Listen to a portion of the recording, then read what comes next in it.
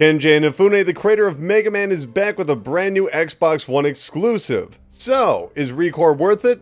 Let's find out. Recore is a bad game. Its graphics are dated, its gameplay concepts are questionable, and its level design lacks imagination. It's not good. You wouldn't like it, or at least I'm confident most people won't. But to simply label Recore as lackluster, dull, or repetitive is to excuse its primary issues, when in fact nearly all aspects from visual design to mechanics and environments are at odds with one another. Recore so frequently sabotages itself, it actively shuns player engagement, enjoyment, or satisfaction, making it one of the worst AAA games of the year. After Earth is ravaged by a widespread epidemic, humanity takes to the stars in search of a new home. Their destination? A distant planet known as Far Eden. But when Joel wakes up from a cryogenic sleep, she finds the terraforming process unfinished. The core bots programmed to aid humans now hunt her, ready to attack. But Joel's luck takes a turn when she discovers the mysterious prismatic cores, powerful energy sources that guide her towards the Dark Tower. With the evil robotic mastermind Victor closing in, Joel will need to rely on her new corebot friends to save Far Eden, and hopefully reunite with mankind. While far from original, Recore's story does a serviceable job of motivating its audience. Most robots bad, some robots good, and a human as a protagonist. Simple, straightforward, fine. No, the problems creep in once the gameplay begins. Recore is a light third-person shooter with light platforming.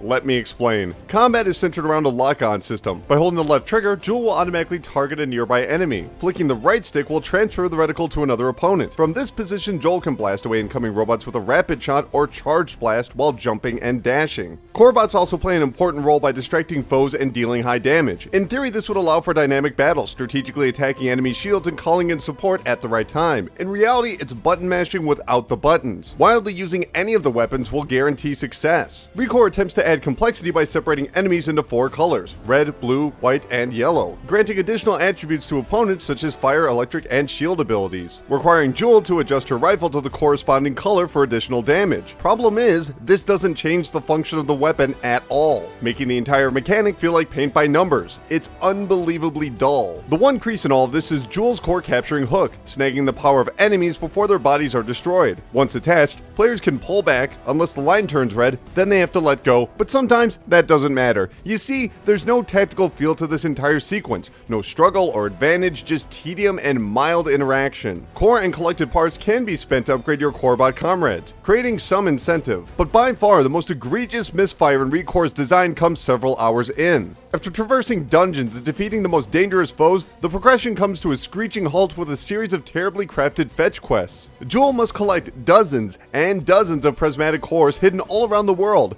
and guess what? That's the map zoomed in all the way. Worse yet, the open environments are a barren landscape. Sure, that matches the story, but the wide, empty spaces don't lend themselves to Joel's double jump and brief dashing ability. It takes so long to get anywhere, and battling the same handful of randomly appearing enemies doesn't help. But somehow, it gets worse. Reaching many of the hidden cores requires using the correct corebot, with one that climbs, one that bashes, and another that gently hovers. But because Joel can only team up with 2 at a time, you might find yourself spending an upward of 10 minutes only to discover you picked the wrong bot to help. Swapping them means fast traveling all the way back to the hideout. While this might not appear to be an issue, load times take an upwards of 3 minutes in these sections. We're not even going to cut away from this. See? This is what happens when you fast travel. Let's just cut ahead. Finally, okay, swap out the bots and pick the location and back to loading screen. And let me make this clear, because the overworld is divided into multiple sections without any sort of mechanical theme, you never know what equipment to bring. Get used to this screen. So what happens when you finally collect enough prismatic cores? It's a generic challenge room, and this is where Recore exposes its stage layout. A series of long jumps requiring dashes and boxed-in fights. A philosophy that extends to all of its linear environments. And as uninspired as these areas are, they have the benefit of feeling somewhat diverse in their colors. And what comes after that? Another door. You need more cores. Back to the open world and back to more loading screens. So, is it worth it? No!